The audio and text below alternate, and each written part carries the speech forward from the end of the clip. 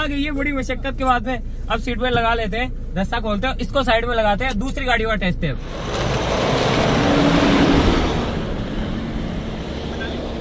तो गाइस अब इसका टेस्ट करते हैं। कौन चला रहा है, जल्दी बैठो।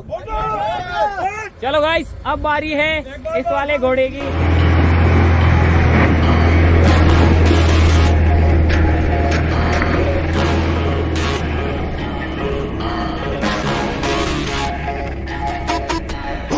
अब वो आ रही है गाइस वहां से, तो थोड़ा साइड में रहने में फायदा है।